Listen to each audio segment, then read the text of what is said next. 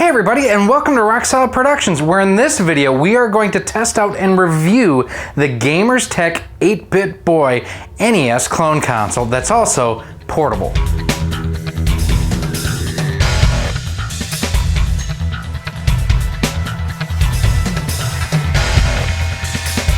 Hey everyone, Gary here with Rock Solid Productions, and I am just a huge NES geek. It's my second favorite system of all time, next to only the Super NES itself, and for great reasons. It had amazing games. It's basically how I spent a lot of my youth, and I just have great memories of the Nintendo Entertainment System.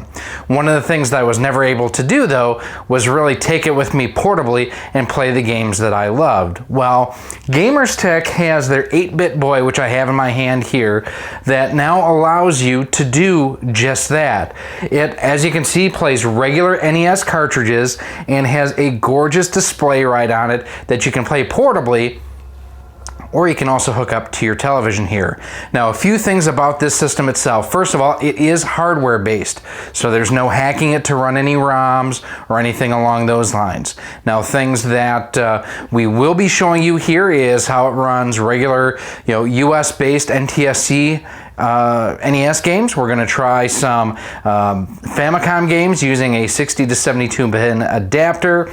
We're going to try some PAL games. We're going to try some repros. We're going to try some multicarts to see everything that this can play. We're even going to try the game Genie. Now, I don't own an EverDrive. There are cheaper ways if you're going to do emulation or do an SD card kind of situation.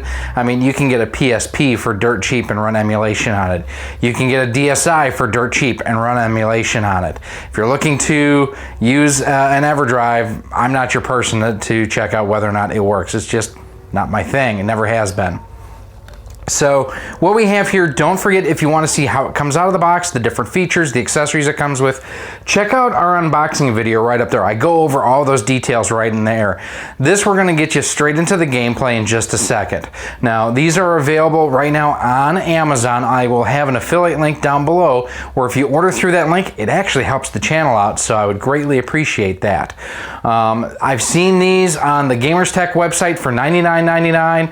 I've seen them as high as $109.99 on Amazon, so kind of keep your head up and aware there.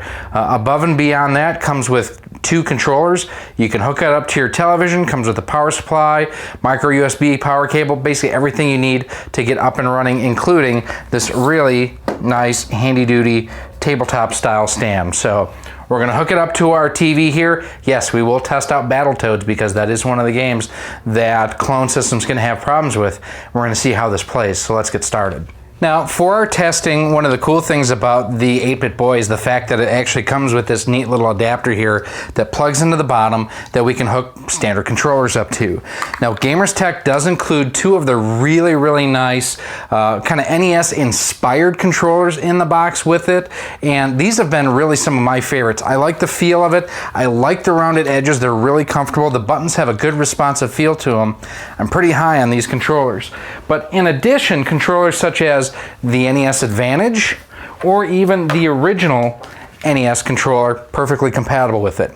Now, since this is at least going outbound to my TV here, it's not going to be compatible with light gun games.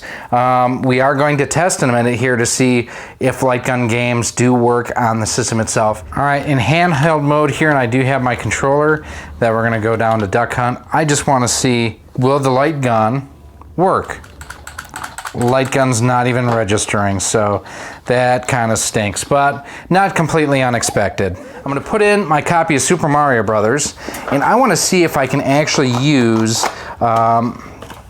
the onboard controls on here to play it while it's hooked up to my TV. So one of the things I want to do is just test out if I can actually play handheld mode while it's connected via HDMI. Now, I do not have a power cable connected to this right now, so everything power-wise going to the TV is coming straight off of the unit itself, and that's why if you look in the upper right-hand corner, it actually has the battery meter right there. So I can absolutely play it in handheld mode. Too cool! So if you don't want to use the included adapter and just want to play like this, and you actually have a long enough HDMI cable to connect to your TV, go for it.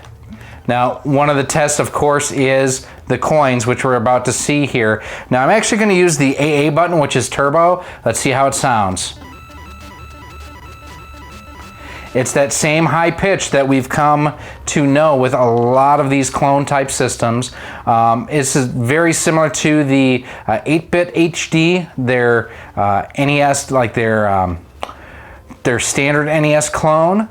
So, I mean, the music sounds pitched up, the coins are definitely pitched up. It seems very similar to other budget clones out there. A little bit of a bummer, but honestly not completely unexpected. Now what we're going to do is we're going to actually hook up the adapter and we're going to try another game. Let's try Battletoads.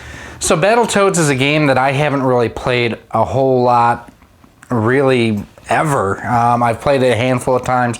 I'm not very good at it. The one thing with Battletoads, as you can see here, is first of all, it's a great beat 'em up, but it's also something that there have been known issues in level 2 with clone systems not being able to play Battletoads. So we have moved past the first level, managed to get the end boss at the end of the first level okay. Now I have also plugged the system in at this point. What am I doing wrong? I'm doing something wrong. There we go. Got to hit him in the face, I guess. And there it locks up. So a bit of a disappointment to know that it does lock up with Battletoads. They do advertise 97% compatibility with games. Battletoads is an issue with this system, which is unfortunate. But at least it's something you know about. So if you're looking to play a lot of Battletoads, not the system to do it on. So next up, let's try a PAL game. Let's try, if you've seen any of my live streams, let's try Darkwing Duck. Now, this is a game that I've actually live streamed a lot. It's something I brought back from Germany when I was there in February of 2018. Great platformer, hard as nails. The music is faster in the PAL version than the NTSC, the US version. So this is quite a bit tougher than the US version. But it looks great on here, and as you can see, everything's in German. I'm going to flip the switch here too, just so you can see. That's what it looks like in 16:9. Doesn't look terrible, but yeah, these games were designed to play in 4:3. You can definitely see the inspiration of Mega Man, this being a Capcom game. As far as the graphics and the sound and everything, the enemy design, it's 100% pure Capcom awesomeness. Now, one thing on this too, if you notice as well in the upper right-hand corner, even with it connected to a power supply, it does still show the battery indicator, which when hooked to a TV, not too thrilled with that. But color and everything, I think the palette here looks good. Besides the audio being sped up, which is typical just of PAL games on an NTSC system, that's pretty typical, yes. Hopefully we can get here to a point where you can kind of see further. Go, jump, there you go. Or not jump, but don't hit me when I jump. If you want to see someone who is really good at this game, I really suggest, and not saying really another time here, check out Eugene Meyer, EC Meyer's vids here on YouTube as well. He is really good at completing games like this. You know what, I think I have the wrong weapon for Quacker Jacks here. No, I do have the right one. You need the gas like that. Quacker Jack himself, not too tough if you have this gas, but the guy up top with the banana peels is the biggest pain. And there we beat Quacker Jack, the first boss on Darkwing Duck. You can actually go with any of the three to begin with. But the PAL version of Darkwing Duck plays fine. This is YY World 2. It's important to note that there is more than one YY World out there. Basically what this is a kind of a cute 'em up that brings together a number of different characters, as you can see here. There you have Bill from Contra and Legend of the Mystical Ninja. I can't remember the character's name. And then I don't remember what the woman's name at the end is. That tends to be my favorite combo right there. But great to see using my 60 to 72 pin adapter. It plays just fine. Now, one thing in handheld mode that I've really liked is the fact that the turbo buttons for firing are really handy on this. I've probably played more YY World 2 on this system than just about anything else lately, because A, it looks and sounds great, and B, it's a super fun game. It's not too expensive. You can get them off of eBay for 20, 25 bucks in decent shape. Now, there is a YY World 1. I have never played it, but I know my good man John Riggs has, because he's actually the one that first turned me on to this game. Again, just great animation. I wish we would have gotten stuff like this here in the States, but now through, you know, things like eBay and whatnot, we can actually take advantage of that here. And what's great too is I do have my Famicom disk system, but just through converting to, you know, my Famicom has been AV modded, and even the Sharp Famicom Twin doesn't quite look this good. Yeah, I really love the way that this looks on this system right now. Let's show you Bill here in a second. So there's Bill from Contra, and he can shoot in more directions. So YY World 2, a Famicom game with a 60 to 72 pin adapter, playing just fine. Now you do get on the right hand side kind of that, not overscan, but where it's kind of drawing each layer as it's going through here. And that's pretty typical regardless of any system that I've played this on a flat panel, non 4x3 TV. It does that. Let's go to 16:9, because that should pretty much eliminate most of it. Nah, it's still there a little bit. And Bill looks kind of scrunched with 22 seconds to go. And we're gonna try our next game now. The next thing I wanna do is, one of the things I wanna find out first of all is, will a game Genie work and how Castlevania 3 works? So we're gonna try to put the two together and see how it works. Okay, so here we have everything, and I'm gonna plug it in, and there, it's plugged in. Turn it on. Nothing, not a thing. So it does not appear that it works with the Game Genie. And then just to try it, to make sure that there's nothing wrong with the system and whatnot, I'm gonna pull the Game Genie off, put the cartridge in. Castlevania 3 plays. Let's check out and see how the first level plays. I do wish there was a way that you could turn off the battery indicator. I'm not gonna lie, that's a bit annoying. Now, I've cleaned this game multiple times, but I'm still getting that artifacting showing up there. I think there's actually something wrong with my cartridge, because even on my standard NES, my toaster and top loader, I'm now getting that artifacting or streaking at times on this game. So I've used Bright Boy on it, I've used 1-up cards on it, and I still get it. So I'm thinking it's my copy of Castlevania 3 and not necessarily you know, anything wrong with the system itself.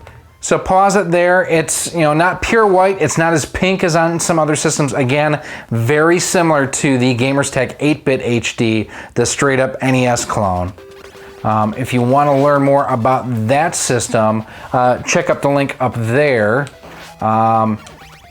It's actually been my favorite NES clone to this point, as far as just all-in-one. Why am I having problems with that? As far as just self-contained NES, not a multi-system or a 2-in-1 or a 3-in-1. Wow, I am just sucking at that. The blocks and everything kind of have a softened look to them, very similar to like what you might see on the Virtual Console for like the Wii or the Wii U. The backgrounds, I think, look great. I want to be like the NES addict, and I want to beat this game. Interesting glitch that happened there as I was coming up the stairs. Again, I think I've got something wrong with this cartridge, unfortunately. So, Castlevania 3, I mean, by and large, I think it looks okay. Sounds decent. I've just got to figure out what's going on with my copy of this game, where I'm getting those strange artifacts that have been popping up.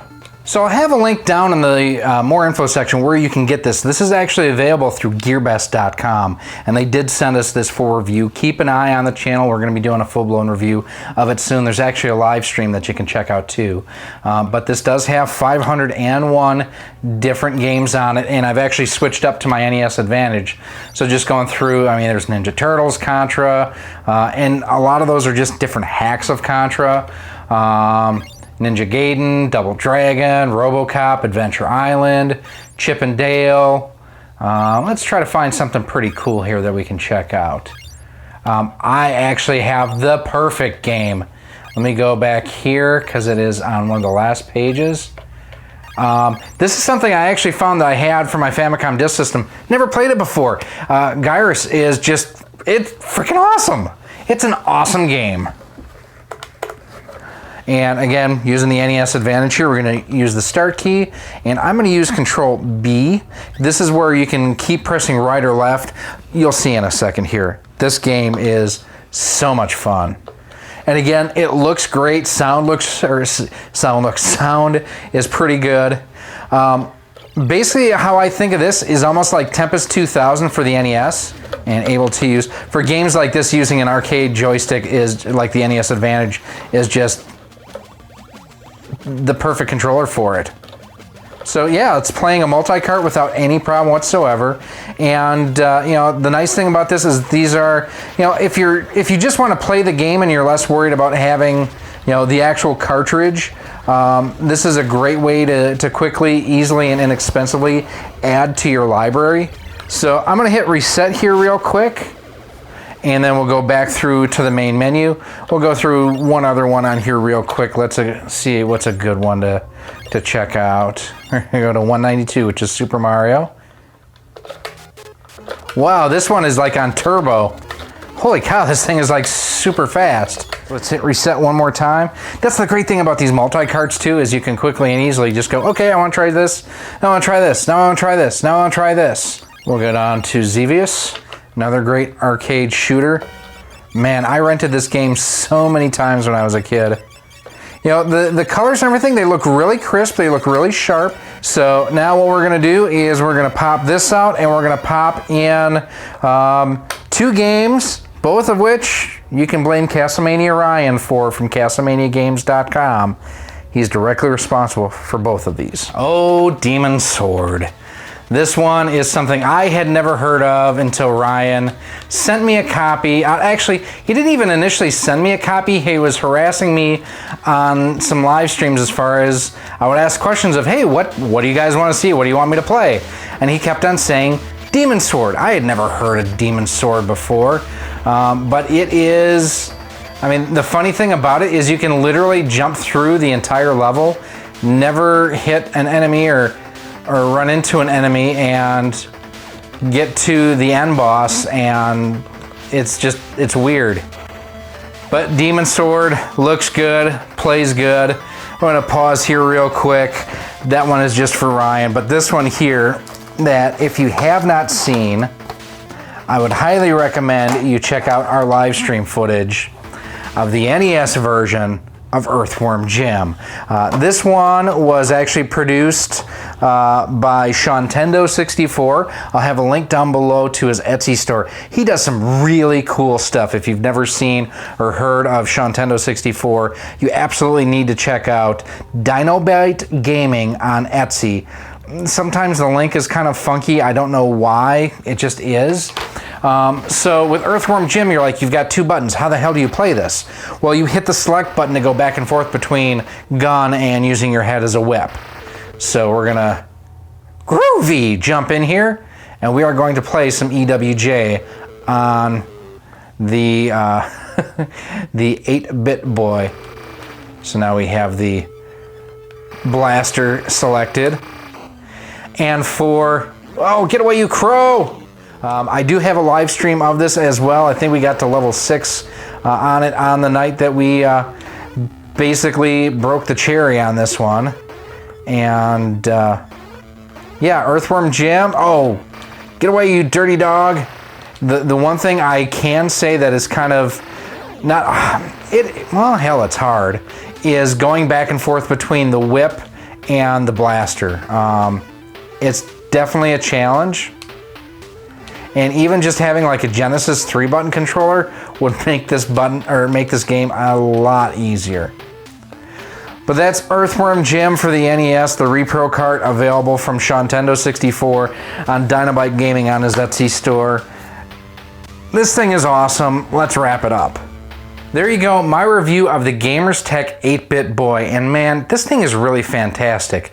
Even my girlfriend, who is not a gamer, has enjoyed playing this. She thinks that the down button doesn't work right when she's playing Burger Time. She's just not very good at Burger Time, but don't. It does a great job with emulation as far as recreating the actual hardware. Color palette seemed pretty good to me. The sound is still off in Super Mario Brothers, but it seemed very, very similar to what their 8-bit HD, basically this guy here was. Out of the systems that use like a system on a chip, it tends to be about the best so far that I found. It is still off. Now, as an aside on that, I did recently download Versus Super Mario Brothers for the Nintendo Switch. The coins sound exactly the same as they do on here. So I know a lot of people are purist. Even Nintendo doesn't get it 100% right all of the time. The 7-inch display is great. I kind of wish, though, it was a little bit smaller. And you're like, why would you want a smaller display? I play in 4:3, I don't play in 16:9, so the extra inch and a half on each side, it really goes to waste. If the system were a little bit narrower, I think it would make it a little bit more comfortable. But the other thing, by going with a slightly wider system, they could probably fit a higher capacity battery. Battery life, we showed you hooked up here to the television, and it works great. I've played it mostly portably, in portable mode, just like the Switch. Battery life has been really, really outstanding. I've probably got 7 or 8 hours on this initial charge, and I'm still at 3 out of 4 battery bars of battery life. It's been really, really good. I've been really happy with it. Gameplay has been great. There's no fatigue or anything when I'm holding it. I do have a little bit of arthritis in my hands. It's been very comfortable to hold and play long term. It does play, it plays Battletoads, it plays Earthworm Jim, the NES Repro, it plays Multicarts, it plays PAL games, it plays Super Mario Brothers, even though the audio is a little bit off there. The one thing it did not do, which was disappointing, it will not work, at least I could not get my Game Genie to work with it. Not a make or break deal for me. I don't play with the Game Genie really. I have it to test in situations like this. The one thing I would highly recommend if you are going to pick one of these up is use the screen protectors that come in the box. This thing is a fingerprint magnet, and especially if you're going to be using it portably quite a bit, you really want to protect that investment. Lens wipes are always good too. I've always got these pre-moistened lens wipes laying around just for my glasses for other thing. It also helps with that too. For $109.99, which is what I've seen this lately on Amazon for, or $99.99, which is the MSRP on Gamerz Tek's own website, it's a great system. If you are an NES fan at all and thinking about a clone system, I really think that you should look at this, especially if you want that portability. If you're not interested in the portability, that's fine. That's where the Gamerz Tek 8-bit HD comes in, or the Super 2-in-1 HD comes into play too. But for that portability, I didn't know that I could hook this up to the TV when I first learned about it. And the fact that I can do that really makes this not only a great portable system, but just an overall great clone system. But these are just my opinions. What do you think? Let me know down in the comments. I really want to know what you think. Did you think that it looked and sounded as it should? Was it off versus what you were expecting? Let me know what you think down below. You can also go ahead and email me any of your comments at rocksolidmail@gmail.com. We do answer each and every one of our emails. You can also send us a tweet on Twitter at RockSolidStudios. Very active there. We've been posting quite a few pictures of this as we've played as well. And you can also visit us over on our Facebook page, facebook.com/RockSolidProductions. The cool thing about this too is I can even take it with me when I go try to, go to swap meets, go to fairs, take like that to try games out. They're on site, which is really, really cool. Now, if you want to help us be able to do things like invest in better camera equipment, better mics, games to play to test out for equipment like this, buy systems such as this, go ahead, you can help us for as little little as $1 a month over on our Patreon page, patreon.com/rocksolid. And our Patreon supporters do get early access to all of our videos. In addition to that, we also have exclusive one-on-one conversations with our patron supporters and kind of bounce things off to kind of see what do they want to see versus what we've been doing. So definitely something you'll want to consider doing as well. I greatly appreciate and thank everyone who does support the channel. And then we also have our Streamlabs link down below too, just another way you can contribute to the show. Right now, one of the goals that we're working on is helping to pay off our OSSC open source scan converter. Oh, it's the OSSC. It basically will allow us to play regular Super Nintendo, Super Famicom, and Genesis games through composite and upscale it to HDMI. It looks great. Look for a video coming soon. Make sure that you stay subscribed too. That way every time we do upload a new video, you are kept up to date with each and everything that we have going on here on the channel.